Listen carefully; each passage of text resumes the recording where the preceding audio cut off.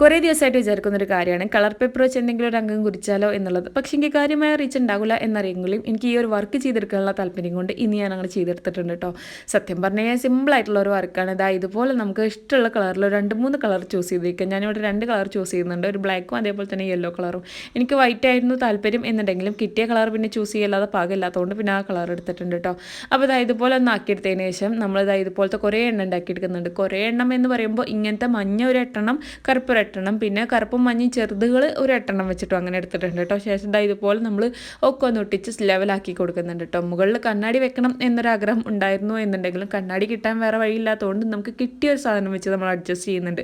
സംഭവം നമ്മൾ ഉണ്ടാക്കിയെടുത്തതാണ്, കണ്ണാടി പോലെ എന്നൊക്കെ പറയാൻ പറ്റുമെങ്കിലും ചെറിയൊരു സാമ്യത എവിടെയോ കിടപ്പുന്നുണ്ട് കേട്ടോ. അപ്പോൾ ഇതിൻ്റെ ഫൈനൽ ലുക്ക് കണ്ട് നിങ്ങൾക്ക് ഇഷ്ടപ്പെട്ടോ ഇല്ലോ എന്നുള്ളത് മറക്കാതെ ഒന്ന് പറഞ്ഞേക്കാം. ഇഷ്ടപ്പെട്ടാലും പെട്ടിട്ടില്ലെങ്കിലും പറയണേ കേട്ടോ.